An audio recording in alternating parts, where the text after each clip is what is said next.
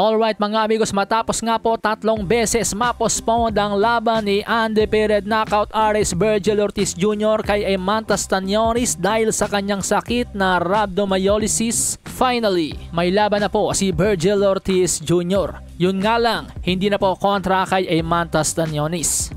Ayon po sa kapapasok-pasok lamang na balita ng boxing scene, sa January 6, 2024, makakasagupa po ni Vergil Ortiz Jr. may kartadang 19 wins, no losses, no draws with 19 knockouts. Si Frederick Lawson ng Ghana may kartadang 30 wins, 3 losses with 22 knockouts.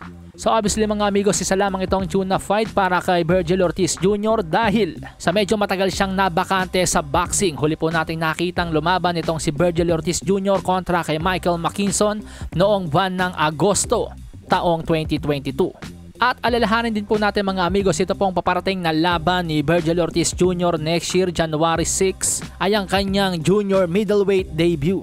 Yes mga amigos, saakyat na po sa 154-pound division si Vergil Ortiz Jr. Samantala sa iba pang balita mga amigos, ayun na nga po, kanselado na ang inaasahang December fight ni na WBC World Heavyweight Champion Tyson Fury at Unified World Heavyweight Champion Alexander Usyk, kahit pa nagkasundo na ang magkabilang kampo kamakailan.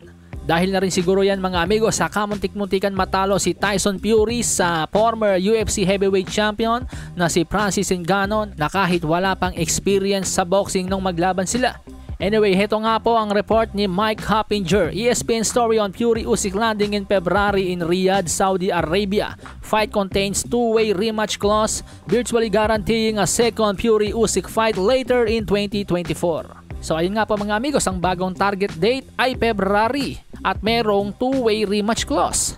Ibig sabihin po mga amigos, sino man ang matalo ay makakapag-activate ng rematch clause. Sa iba pang balita mga amigos, mula ng talunin ni pound for pound king Terence Bud Crawford noong Hulyo si Errol The Truth Spence sa kanilang naging undisputed welterweight championship, makalipas ang ilang buwan, Nobyembre na po ngayon mga amigos, hanggang ngayon po pala wala pa po yung WBA belt na kanyang napanalunan kontra kay Errol Spence. Sa pagkadismaya nga po mga amigos, ay naglabas na nga po ng sama ng loob si Terence Crawford sa kanyang social media at sinabi ang mga katagang, "Yo WBA Boxing, can I get my belt or what?" Palasahin ang baraha, patunayan